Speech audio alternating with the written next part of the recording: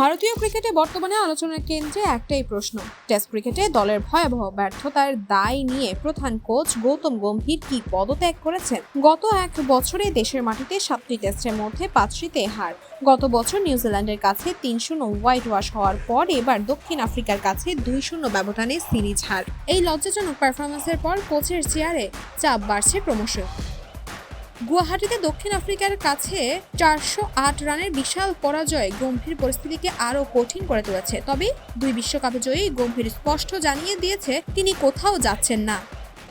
রাহুল দ্রাবিড়ের অধীনে ভারতের টি-20 বিশ্বকাপ জয়ের পর গত বছরের 29 জুন ভারতীয় দলের কোচের দায়িত্ব পান গৌতম গম্ভীর।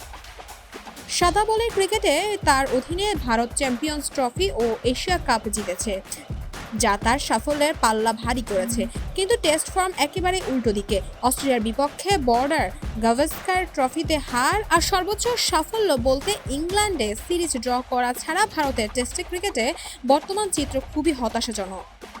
দক্ষিণ আফ্রিকার কাছে সিরিজ হারের পর সংবাদ সম্মেলনে পদত্যাগের প্রসঙ্গে গম্ভীর তার অবস্থান পরিষ্কার করে দেন। এই সমালোচনার জবাবে তিনি নিজের সাদা বলের ক্রিকেটের সাফল্য তুলে ধরেন। তিনি যোগ করেন, অনেকেই ভুলে যান আমি সেই ব্যক্তি যে তরুণ দল নিয়ে ইংল্যান্ডে ফল এনে দিয়েছিলাম।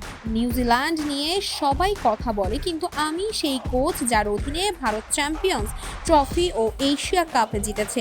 এই দলটি কম অভিজ্ঞ, তাদের শিখতে হবে, উন্নতি করতে হবে। আমরা যা যা দরকার সবই করব।